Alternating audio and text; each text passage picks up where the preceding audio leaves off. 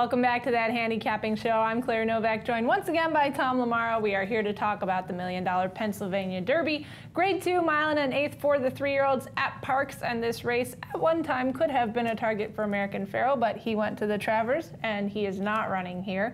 Bob Baffert does have a horse in here in Gimme the Loot, but a couple of others of interest as well, such as Frosted and Made from Lucky. So, Tom, how do you think this race is going to set up? We've got some interesting characters in here, including Mr. Z. Mr. Z is back, stretching out from his King's Bishop so-so adventure. effort in the King's Bishop, where I thought he would be closing like a train at the end, but he was up close early through very, very fast fractions and dropped back a bit in the stretch. You know, stretching out again, you would expect him to show a lot more speed, which is interesting because there is some other speed in here, including the Baffert trainee that you mentioned.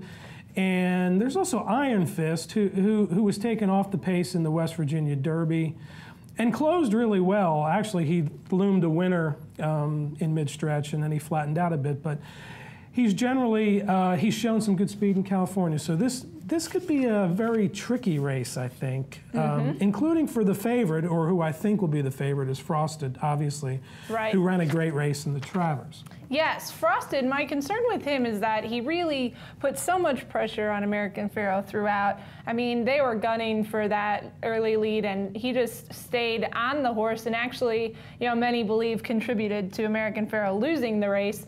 And my question is he going to be the same horse? Is he going to come back off that third in the Travers, which was a good effort to still stay for third after really being up in a prolonged pace duel in the Travers? I'm just concerned that, you know, it didn't take too much out of him. Yeah, and it kind of surprised me when I saw the entries for this race and his name was in there. You know, he's clearly a very classy horse, and a worthy favorite. But there are, again, other horses in here that you know, that have run some really good races.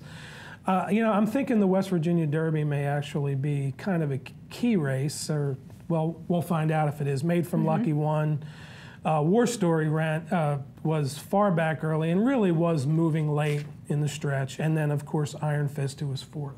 Well, back to Frosted, you know, maybe it's just a situation where his connections didn't think they were going to put him in here, and then he's just been tearing down the barn, because he did breeze a really nice bullet the other day at Saratoga. So you never know, you know, maybe horses come out of that race and actually are going to run well. So take a look at Made from Lucky, who is a horse that you and I both are picking on top. Yeah. I'm sorry. Again, I'm sorry. It's not planned, believe me. It really is not planned. We don't usually talk about our picks until we come in here, so oops. But anyway, love this son of Looking at Lucky, and have loved him for a long time. He won the Peter Pan, and I liked him in the Belmont Stakes and messed up my trifecta wagering by using him instead of Keen Ice, which I will never do again. So that was a mistake. But he ran 6th in the Belmonts, but came back to win the West Virginia Derby very nicely, and I will pick him on top. All right, yes. His race at Mountaineer was very good, I thought. You know, he is a horse that can stay close and then rally. And it's interesting that his connections, including trainer Todd Pletcher, passed on the Saratoga 3-year-old, or excuse me, passed on the Travers. The Jim Dandy was run on the same day as the West Virginia Derby. But passed on the Travers for this spot. So he hasn't run since August 1st, which is usually a good Pletcher pattern, I guess. Exactly. And he's been working methodically, nice works at Belmont and Saratoga. And Johnny Velasquez is named to come in and ride him. He hasn't ridden him since the Arkansas Derby and the Rebel. So I think he's got, you know, a good shot to win from just off the pace. He's 4-to-1 morning line, which I think is a fair price.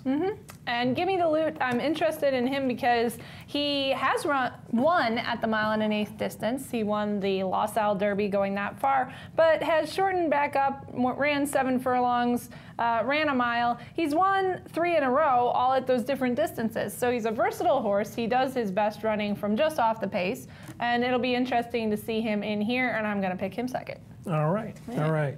And don't forget, Upstart is in here as well. Yes. And I'm kind of killing myself because I'm putting Frosted third, but, you know, Upstart, I feel like he's a horse who one day he's just going to break through. And he ran a good fourth in the Travers. He ran third in the Haskell.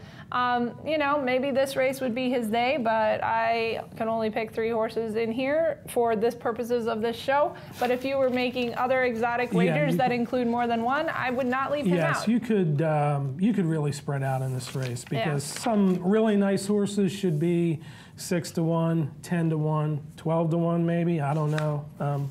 You know, and the owner of War Story has been tweeting, well, he always does, but he really he thinks that the horse raced really well last time, which he did, and that he's excited about the horse's chances here. He did draw the rail, but he's not an early speed type horse, so as long as he can slip off the rail at some point, he should be okay. Make a late run at least. I like War Story in here too, so it's good race, very good race, good racing at Parks, where they also have the Cotillion, and we kind of talked about should we do the Pennsylvania Derby or the Cotillion on the show today, because the Cotillion actually came up really, really strong.